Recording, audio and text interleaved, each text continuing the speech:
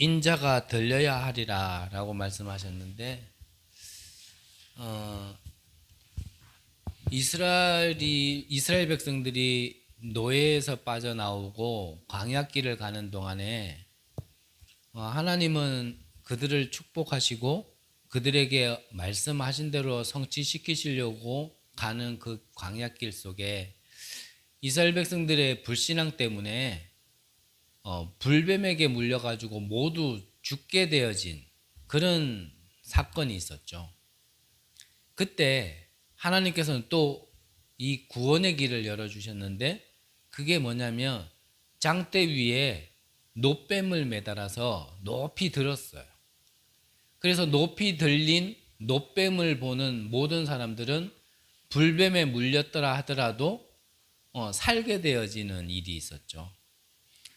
오늘 인자가 들려야 하리라 라고 말씀하신 거는 그때 놋뱀, 즉 그리스도의 죽음을 통해서 또 구원의 길을 완성시켜 주신, 또 그 의미를 성취시킨 본문이죠.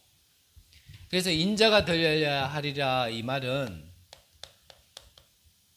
예수님이 십자가에 달릴 거를 얘기하는 겁니다. 십자가의 달림. 자, 그렇다면 십자가에서 죽으신 그리스도의 그 죽음의 가치가 우리에게는 분명히 좀 달리 보여야 되죠. 일부 때도 잠깐 말씀드렸지만 예수님이 십자가에서 달리실 때 좌우에 또 강도들이 같이 십자가에 달렸었습니다. 똑같은 강도였지만 한 강도는 예수님을 받아들이지 않았고 영접하지 않았고, 한 강도는 예수님을 영접함으로 그날 네가 나와 천국에 함께 있겠다라는 약속과 분명히 그 응답을 받게 되어진 거죠. 우리가 십자가 앞에 나옴에 있어서 우리의 특별한 자격이 필요하지 않습니다. 우리가 전혀 아무것도 할 수 없는 것을 알고, 칼빈은 뭐라고 얘기했냐면 인간의 전적 타락이라고 얘기했어요. 다른 말로 하면 인간의 전적 부패다 이랬어요. 그 말은 뭐냐면 우리 스스로는 구원 얻을 수 있을 만한, 구원을 찾을 수 있을 만한 어떠한 조건도 남아있지 않는 상태를 얘기하는 겁니다. 그런 상태 속에 있는 우리가 뭘 한다 자체가 틀린 거예요. 뭘 할 수 없는 존재가 무엇을 하려고, 구원을 얻으려고 뭔가를 찾고 뭔가를 하는 게, 그게 이제 종교가 되어진, 그걸 보고 종교라고 얘기하는 겁니다. 근데 복음은 우리가 무엇을 하는 게 아니죠. 하나님이 해 주시는 거죠. 그래서 우리는 그걸 보고 은혜라고 얘기하는 거예요. 은혜. 오늘 그리스도가 들리셔야 된다. 그 그리스도가 십자가에서 죽으셔야 된다. 그 십자가의 죽음을 알면 우리는 그 은혜로 인하여서 구원받은 자들이고, 그 십자가의 죽음을 통해서 구원받은 우리는 그 구원의 내용을 알면 알수록 이 죽음에 대한 가치가 우리에게는 달리 보이는 거죠. 우리에게는 분명히 다른 겁니다. 그래서 이 일을 모르니까 지금 세계사 속에요, 한 전쟁이 한 16,000번 정도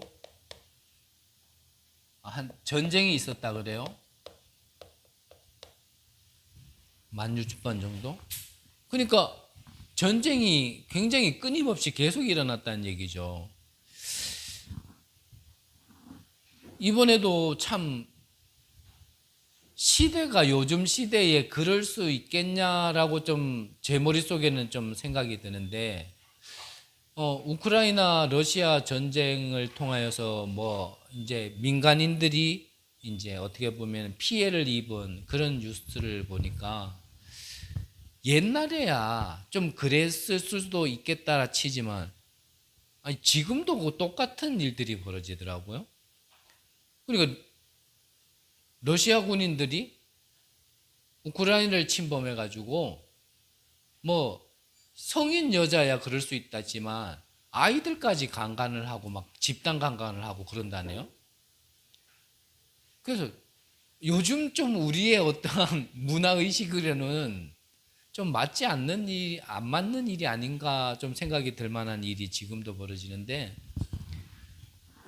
이 전쟁이 따르면, 전쟁이 일어나면 당연히 이 고통이 따르게 되잖아요. 고통이. 근데 이 많은 전쟁이 일어났음에도 불구하고 왜 이런 전쟁은 끊이지 않고 왜 이 고통은 사라지지 않는지에 대한 사실은 아직까지도 답은 없거든요. 자, 성경을 보면은 결국은 이스라엘 나라의 역사고 또 유대인의 역사죠. 한면으로 보면. 근데 이 유대인들도 계속 고통을 당했어요. 좀 살만하면은 뭔가 문제 터지고, 그래서 계속 이들의 역사를 보면 노예, 포로, 이 속국으로 반복되는 역사가 이스라엘의 역사고 그게 성경사잖아요. 근데 유대인들은 아직도 몰라요. 왜 이스라엘 나라가 이렇게 오랫동안 고통 속에 있게 되었는지, 그 후대들은 왜 그렇게 방황을 했는지 아직도 몰라요.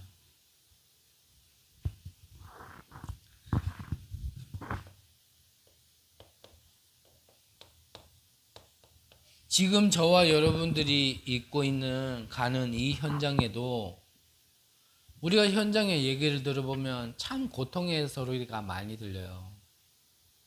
그래서 제가 지금 가는 일에 아무래도 바깥에 현장에 있다 보니까 이런 얘기 저런 얘기를 많이 듣게 되는데, 뭐 어떤 면은 그냥 질병 같고 어떤 면에서는 뭐 이래 정신적인 어떠한 고통 같지만, 그 고통이 왜 왔는지 모르는 게 사실은 더 큰 고통 아니겠어요?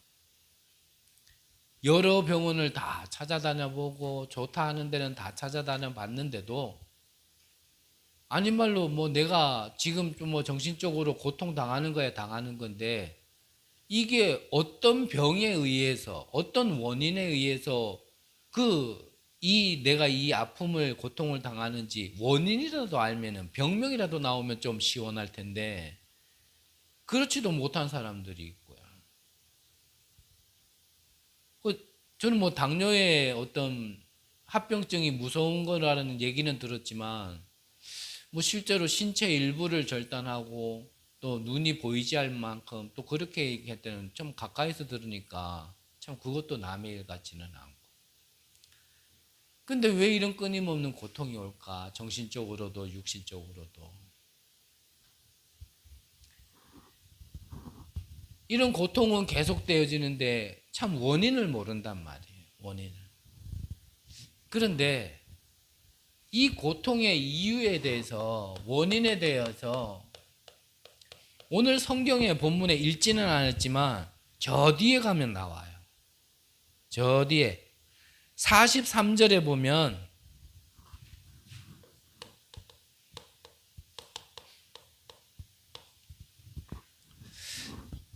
한번 볼까요? 43절.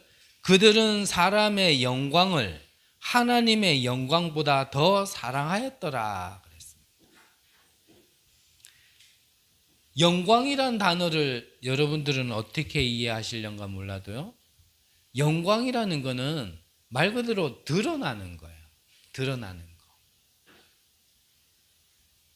우리가 뭐 대통령을 만났다 그러면은 대통령을 만나서 영광입니다 라고 이렇게 인사할 수 있겠죠. 만나볼 일이 없어서 별로 생각이 없나요? 누구를 만났다 영광입니다 이렇게 얘기할 수 있잖아요. 그때 왜 영광입니다 그렇게 인사하죠? 한국말인데 모르고 썼습니까? 영광이라는 건 드러난다는 얘기예요. 쉽게 말하면 나와 어떤 지위가 낮거나 아니면은 나보다 뭔가 배경이 낮은 사람을 만났을 때 우리가 인사할 때 아이고 영광입니다 이렇게 인사는 안 하죠. 보통 나보다 지위가 높은 사람이거나 어떠한 배경이 좀 더 있는 사람들을 만날 때 우리가 영광입니다 그러잖아요. 그 말은 뭐냐면 당신 때문에 내가 드러나게 됐습니다 이 뜻이거든요. 그러니까 그런 사람이 나를 알게 되어진 것, 그것 때문에 내가 드러나지게 된 것, 그런 걸 영광이라고 그래요. 그러면 하나님께 영광은 뭐겠어요? 이해되시죠 이제? 하나님께 영광 돌려드립니다 이 말은 우리의 모든 걸 통하여서 누가 드러나야 되는 거예요? 그렇죠. 하나님이 드러나야 그게 하나님께 영광이 되는 거예요. 근데 여기 읽어보니까 뭐라고요? 그들은 사람의 영광을 하나님의 영광보다 더 사랑하였더라. 그러니까 하나님이 없어진 거예요. 하나님이 없어지고 사람이 드러난 거예요. 사람의 영광이 돼버린 거예요. 그러니까 이 고통이 자꾸 오는 겁니다. 그럼 우리가 성경을 보면서 빨리 눈치채야 돼요. 왜 이렇게 어려움 속에 있게 되어지느냐? 우리가 이 어려움 속에 안 있으려면 그렇다면 우리는 빨리 어떤 지혜를 얻어야 되느냐? 하나님의 말씀 속에서 무엇을 얻으면 되느냐? 우리의 모든 걸 통하여서요, 우리가 나타나는 게 아니라 하나님이 나타나게 하시면 돼요. 맞습니까? 네. 그러면 되는 거예요. 근데 가만히 보세요. 현장을 한번 가만히 보시라니까요. 진짜 하나님의 영광이 없어요. 쉽게 말하면 하나님이 나타나는 데가 없어요. 불신자는 당연하고 하나님을 믿는다 하는 신자들 사이에서도 하나님이 드러나는 게 없단 말이에요. 모든 게 그냥 사람의 눈에서, 사람의 생각에서 모든 게 사람이 드러나지 하나님이 드러나지가 않는 거예요. 누가 당장 잘못했다. 그 잘못한 것 가지고 사람이, 어제는 유목사님 그러시더라고요. 나는 재판관이 아니고 나는 목사기 때문에 그걸 옳고 그름을 나는 얘기할 필요 없다. 나는 목사다. 그 대부분 이러기 때문에 어려운 거예요. 대부분. 그래서 말씀드리는 겁니다. 하나님의 영광 드러나게. 그러면 하나님의 생각, 하나님의 역사, 하나님이 하실 일, 이런 걸 우리의 삶 속에서 현장에서 계속 찾아내고 그 하나님이 드러나게 하면 되는 거거든요. 그래서 하나님보다 더 사랑하게 된 거는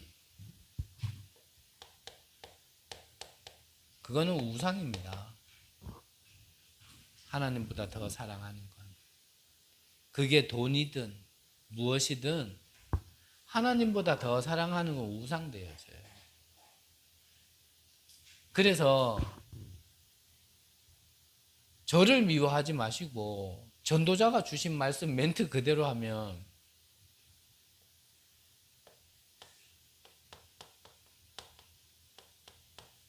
집착 뭐죠? 틀린 걸 붙들었는 게 집착이에요. 하지만 집착의 반대 뭡니까? 집중. 올바른 걸 붙들었는 게 집중이에요.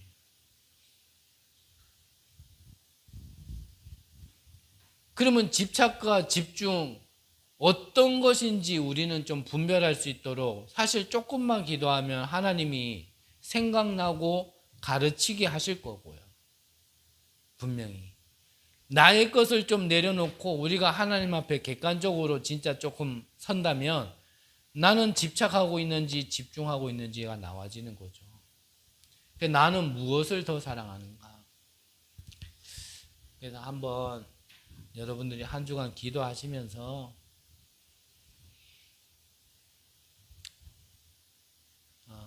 정말 오늘 성경대로 나는 사람의 영광을 하나님의 영광보다 더 사랑하고 있지는 않은가? 하나님보다는 내 것이 자꾸 드러나고 내 생각, 내 주장, 내 기준 이런 것들이 자꾸 드러나지는 않는지 한번 점검하시면서 진짜 모든 일 속에 하나님이 드러날 수 있도록, 그래서 하나님의 영광이 나타날 수 있도록 여러분들이 모든 현장에서 하나님의 영광이 나타나는 축복이 있으시기를 간절히 기도합니다. 자, 그러면 오늘 인자가 들려야 하리라. 그리스도께서 십자가에서 죽으시면서 이 죽음을 통하여서 하나님은 우리에게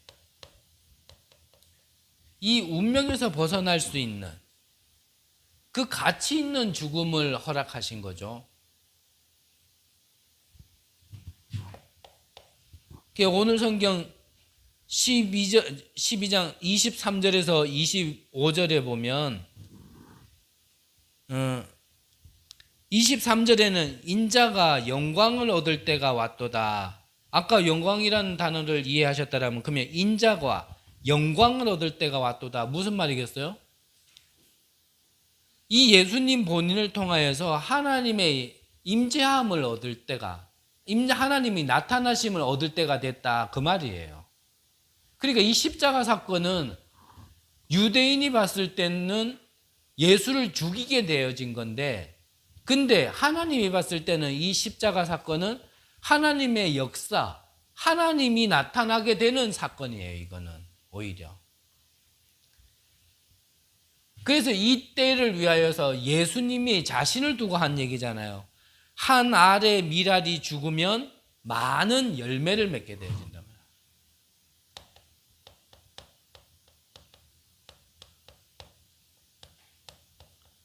아주 작은 것 같지만 이 예수님의 죽음으로 인해서 어떤 결과가 나타난다고요?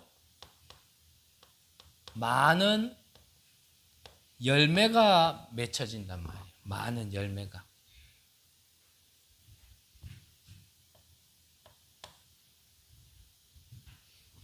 이거를 기념하는 거예요. 언제요? 출애굽했을 때 나왔던 그거를. 희생제사 이 하나, 피제사 이 하나 언약 붙들고 이스라엘 전체가 빠져나온 겁니다. 많은 열매를 맺게 되어진 거잖아요.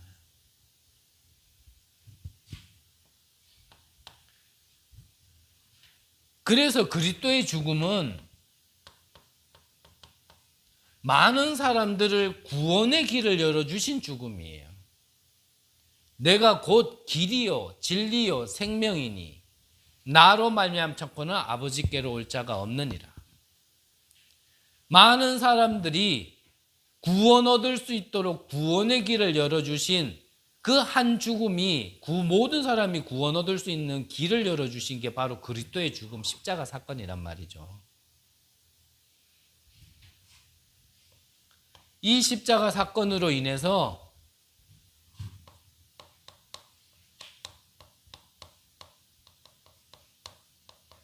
사단의 권세가 꺾여지는 죽음이 바로 이 십자가의 죽음이에요.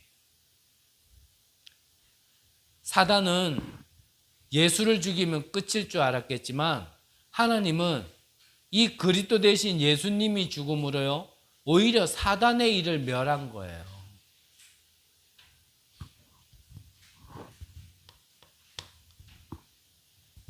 그래서 31절에 보니까 이제 이 세상에서 심판이 이르렀으니 이 세상의 임금이 쫓겨나리라.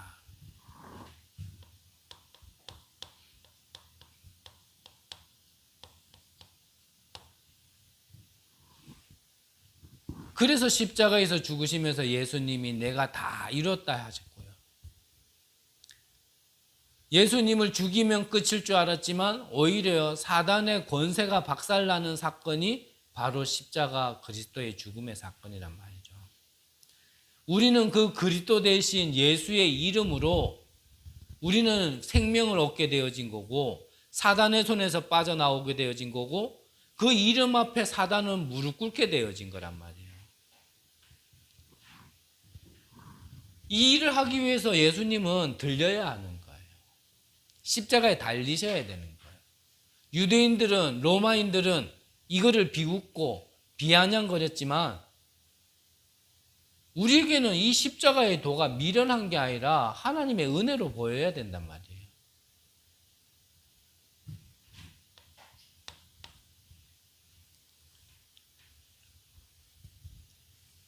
이 사단의 권세는 이 창세기 3장부터 시작되어진, 즉 이 사단의 12가지 전략이거든요. 이 사단의 12가지 전략을 완전히 박살낸 그 사건이 바로 십자가 사건.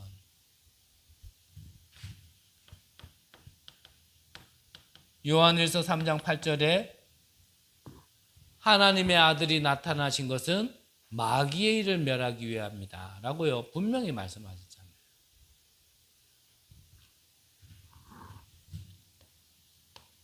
예수님이 십자가에 지셔야 될 이유, 우리를 흑암에서 건져내시기 위해, 빛으로 인도내시기 위해 십자가에서 달리셔야 되는 겁니다.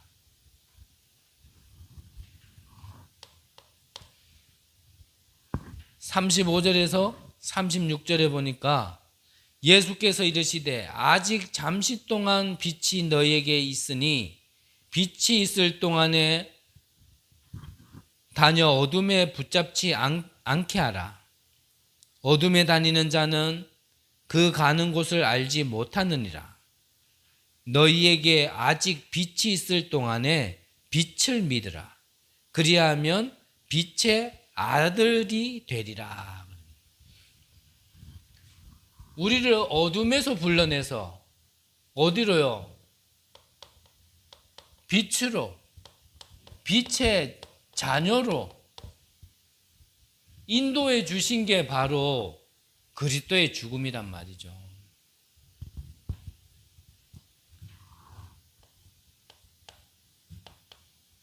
창세기 1장 2절에 흑암, 혼돈, 공허, 이 문제를 해결하기 위해서 처음부터 말씀하신 겁니다. 빛이 있으라. 그래서 이 빛은 창조의 빛이고 생명의 빛이에요. 요한복음 1장에 보면 참빛, 세상에 비치는 빛이 있었지만 세상이 이 빛을 영접하지 아니었다 그랬습니다. 하지만 12절에는 영접하는 자, 곧 그 이름을 믿는 자에게는 하나님의 자녀가 되는 권세를 주신다고 하셨거든요.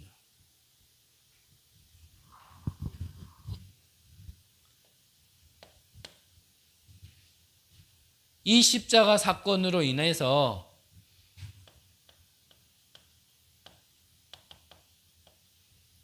우리는 생명의 성령의 법이 사망의 법에서 우리를 법적으로 어떻게 해요? 해방하셨단 말이죠. 그러면 선지자, 왕, 제사장 대신 이 십자가, 이 그리스도가 정말 우리 안에 믿어지고 주인으로 내가 믿어져서 영접을 했다라면, 그렇다면 우리는 운명에서 벗어난 상태죠. 사단의 권세에서 자유로워진 상태죠. 어둠에서 빠져나온 상태입니다. 그래서 구원은요, 우리가 구원 받았는데 귀신 들릴 수 있냐? 예, 귀신은 들릴 수 있어요. 하지만 우리의 신분과 배경은 뺏어가지는 못해요. 영향은 받을 수 있어요. 하지만 우리가 빛의 자녀라는 본질은 바뀌지 않아요. 그래서 구원을 우리가요, 내 상태 따라 천국 갈 수 있고 내 상태 따라 지옥 가게 되어지는 그런 구원이 아니라는 거예요. 구원은 한 번 구원은 영원한 구원. 그 구원은 부족함이 있는 구원이 아니라 부족함이 없는 영원한 구원이란 말이죠. 이것을 내가 구원받은 내가 얼마나 알고 있느냐에 따라서 사실은 내 누림이 달라지는 거예요. 구원이 더 커지는 건 아니지만 그 구원받음에 대한 누림이, 내 누림이 달라진다고요. 옛날에 동화책에 왕자와 거지 있잖아요. 길게 얘기 안 해도 다 아시죠? 왕자는 왕궁에서 계속 살다 보니까 이 왕궁에서 벗어나고 싶어. 그러니까 밖으로 나가고 싶어 계속 달달달달 거리고 있는 그런 때에 자기하고 똑같은 사람을 만났는데 거지라. 그래가지고 거지한테 야 네가 여기서 살아. 나 밖에 가서 있을래. 이래가 바꿨단 말이에요.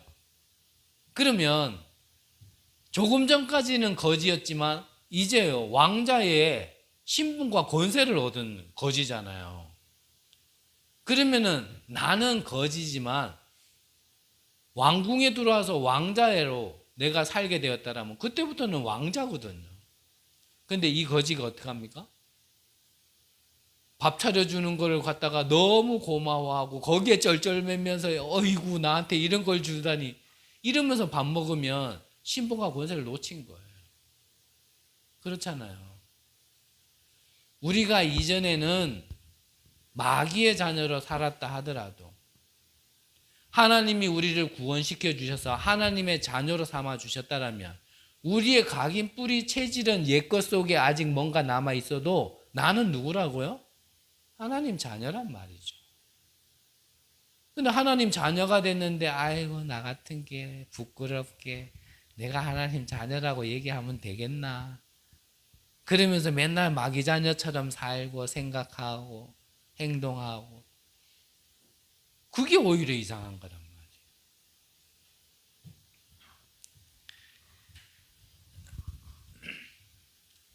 우리를 운명에서 사단의 권세에서 흑암에서 완전한 구원을 주시기 위해서 인자가 들려야 하는 것은 우리에게는 큰 은혜고 축복이란 말이에요. 그래서 예전에는 이 십자가 달리기 전에 예수님이 고난받으신 시기가 있어서 그걸 고난주기라 했었어요. 고난주간이라고. 그 고난주간에는 예수님이 우리를 위해서 채찍 맞고 가시관 쓰고 피 흘렸는데 우리가 잘 먹으면 되겠냐? 우리가 웃으면 되겠냐? 우리가 그러면 이래가지고 예수님 고난 기간에 우리도 같이 고난받았거든요. 근데 진짜 알고 나면 어떻게 해야 돼요? 그때가 최고의 축복의 기간이라. 축제의 기간, 페스티벌이어야 돼요. 진짜 이 모든 걸 해결하고 우리에게 완전한 구원의 길을 열어주시기 위하여 예수님이 걸어가신 그 기간, 그 시간이 우리에게는요, 어마어마하게 기대가 되어지고 그 사건이 우리에게는 얼마나 가치가 있느냐에 따라서요, 고난이 아니라 진짜 최고의 축복의 시간이라는 걸. 예수님 죽었는 게 잘 됐다 이 말이 아니고요. 구원을 안다라면 그렇다라는 겁니다. 그러면 어렵게 생각하지 말고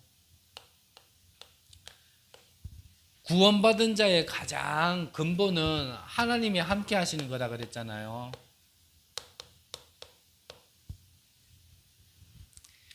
나와 함께 하시는 하나님을 여러분들이 한 주간 계속 누려보세요.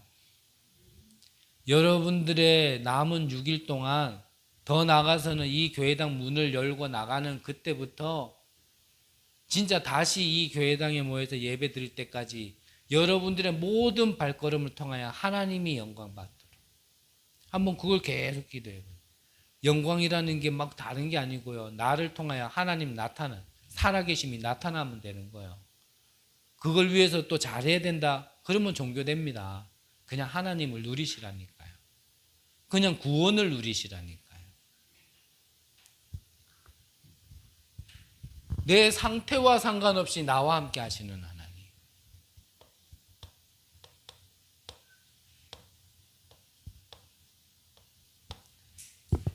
우리와 함께 하시는 하나님. 두세 사람이 모인 곳에 함께 한다 그랬고 구원받은 자가 모임이 그게 교회입니다. 구원받은 자가 교회지만 또 구원받은 자가 모임이 교회란 말이에요. 여기에 하나님이 어떻게 역사하시는지, 우리의 모임 속에, 우리 교회 속에 하나님이 어떻게 역사하는지 여러분들이 계속 기도하시면서 진짜 우리 교회를 통하여, 나를 통하여 무엇을 하시려고 진짜 이렇게 부르셨나, 이렇게 하시는가 기도하시면서 그거를 한번 찾아보는 한 주간 되셔보시기를 바랍니다.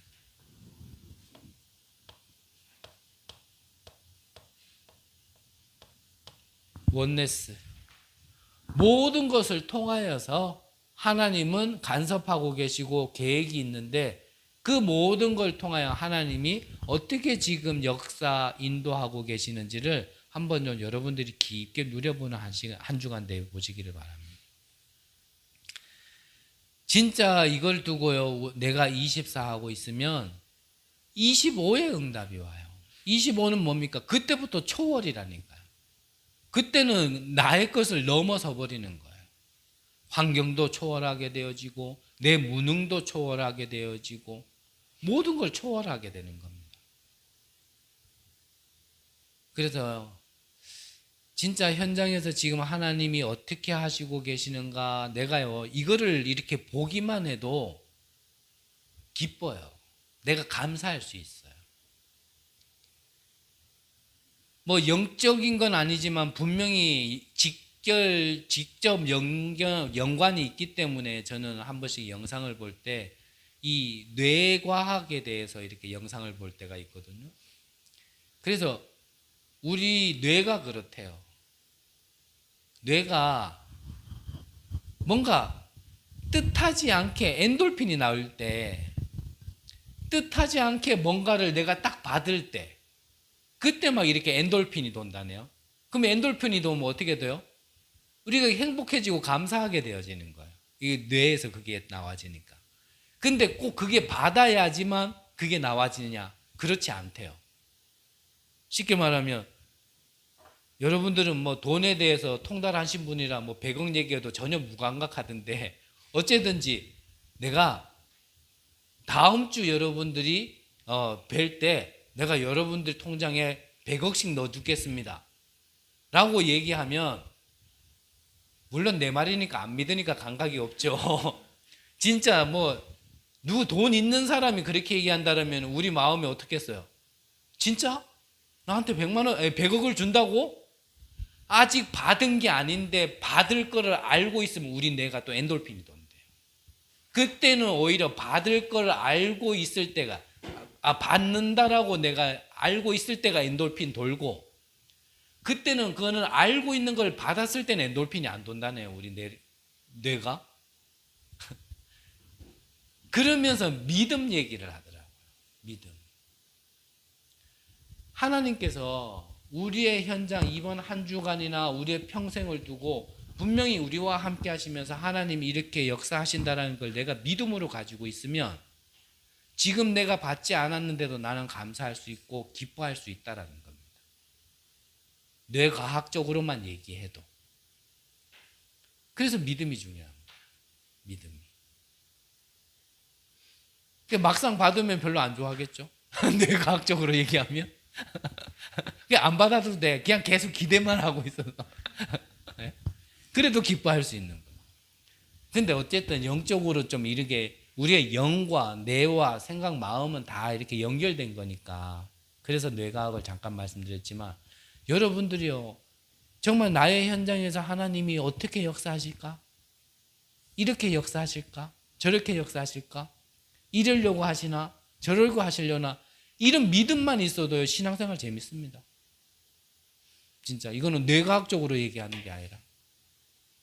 근데 하나님은 그냥 막연히 기대하게만 한 게 아니라 실제로 성취시키신단 말이에요. 예수가 그리스도 되심을 우리의 현장에서 확인시켜 주신다니까요. 저는 모르겠어요. 저는 지금 제 목소리로 떠들고 있지만 이번 한 주간에 제가 얘기하면서도 이번 주에는 하나님이 또 어떻게 역사하실까? 또 거 가면 하나님이 어떻게 역사하실까? 저는 이것만 생각해도 몰라요. 저도 모르게 저는 입꼬리가 지금 올라가 있다 생각하거든요.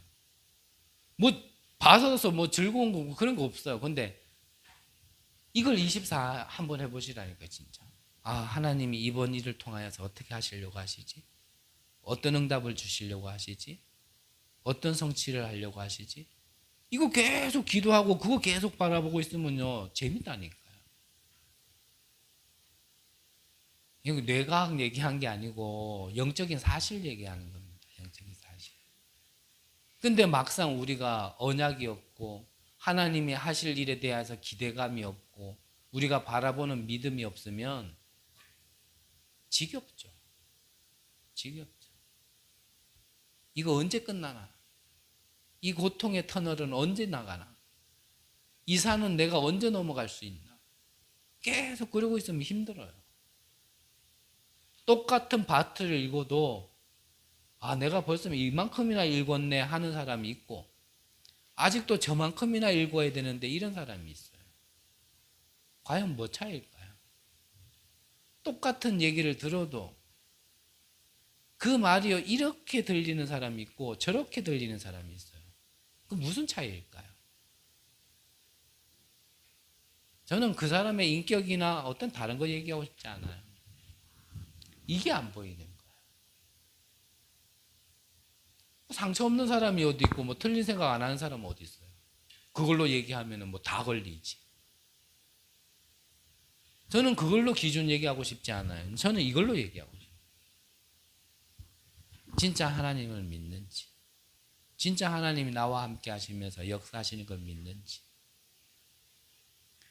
이번 한 주간에 정말 기도해 보시기 바랍니다. 인위적으로도 하나님 어떻게 역사하시려고 그럽니까? 문제 터지면 하나님 뭐 얼만큼 큰 축복 주려고 이렇게 익하십니까? 그래야 돼. 그 생각 올라오는 걸 생각하면 잡혀요. 생각 올라오는 걸 기도로 바꿔버려야지 안 잡히지. 여러분들이 한 주간에 정말 최고의 축복을 누리고 정말 전환점이 영적인 전환점이 되는 한 주간 되시기를 간절히 기도합니다. 기도하겠습니다. 하나님 감사를 드립니다. 나의 것을 포기하는 것이 아니라 내 안에 하나님이 충만한 한 주간 되시기를 간절히 기도합니다. 나를 하나님께 온전히 드릴 수 있는 한 주간 되게 하여 주옵시고 나를 하나님께 드렸을 때 하나님이 나를 통하여 어떤 역사를 일으키는지 정말 확인하고 체험하는 한 주간 될 수 있도록 역사하여 주옵소서. 살아계신 예수 그리스도 이름으로 기도드립니다. 아멘.